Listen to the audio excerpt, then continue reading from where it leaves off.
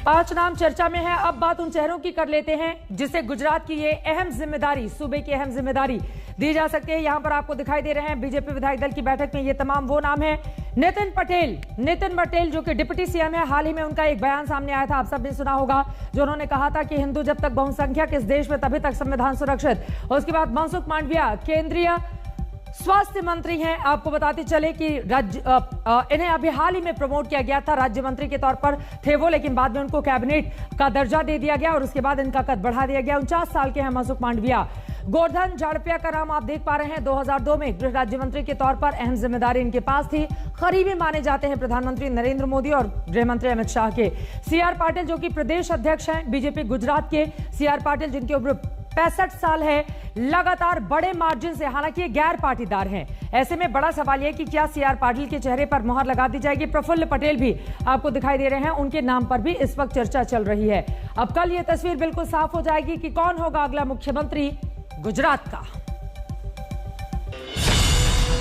गुजरात में विजय रूपाणी की विदाई के बाद सबसे बड़ा सवाल यह है कि आखिर सूबे का नया सीएम होगा कौन। गुजरात जैसे अहम प्रदेश के विधानसभा चुनाव में विजय की जिम्मेदारी किस नेता को मिलेगी और क्या नया चेहरा बीजेपी में बदलाव की उम्मीदों पर खरा उतर पाएगा। गुजरात में अगले साल विधानसभा चुनाव होने वाले हैं, लिहाजा प्रदेश के बड़े नेताओं के साथ केंद्रीय मंत्रिमंडल में शामिल कुछ नेताओं के नामों पर भी चर्चा चल रही है। सबसे पहले बात उन चेहरों की जो गुजरात के सीएम पद की रेस में शामिल बताए जा रहे हैं। इस लिस्ट में सबसे पहला नाम डिप्टी सीएम नितिन पटेल का है।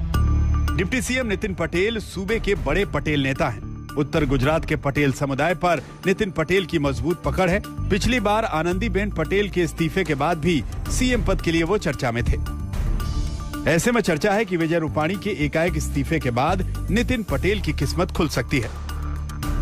मुख्यमंत्री पद के लिए दूसरा नाम केंद्रीय मंत्री मनसुख मांडविया का है।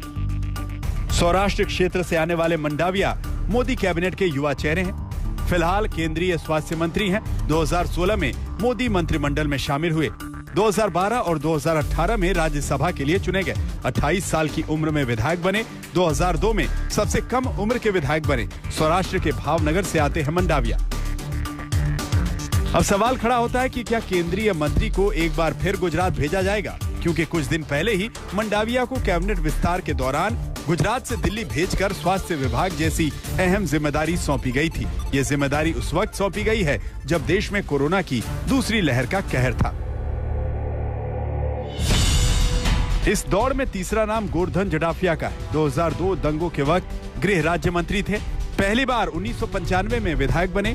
2007 में बीजेपी से नाता तोड़ लिया। 2014 में फिर बीजेपी में शामिल हुए। कभी पीएम मोदी के विरोधी रहे।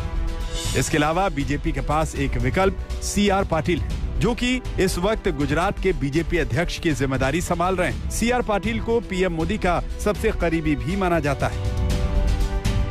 इन सब के बीच एक बड़ी समस्या जातीय समीकरण है, जिसे साधने में विजय रूपाणी पूरी तरह से असफल रहे। रूपाणी जैन बनिया कम्युनिटी से ताल्लुक रखते हैं, जिसकी गुजरात की आबादी में हिस्सेदारी 5% है। 2016 में रूपाणी को न्यूट्रल कैंडिडेट के तौर पर आगे बढ़ाया गया था। रूपाणी से पाटीदार आंदोलन का गढ़ रहे सौराष्ट्र में अपना दबदबा बढ़ाने की उम्मीद की गई थी, लेकिन बीजेपी का यह दांव खास नहीं चला और 2017 चुनाव में सीटें 2 अंकों पर आ गईं। जिसे बैलेंस करने के लिए बीजेपी ने पाटीदार नेता मांडविया को केंद्र में स्वास्थ्य मंत्रालय जैसा अहम पद दिया। ऐसे में उम्मीद है कि इस बार कुर्सी पर कोई पाटीदार नेता बैठ सकता है। अहमदाबाद से गोपी घांगर और दिल्ली से हिमांशु मिश्रा के साथ अशोक सिंघल, आज तक।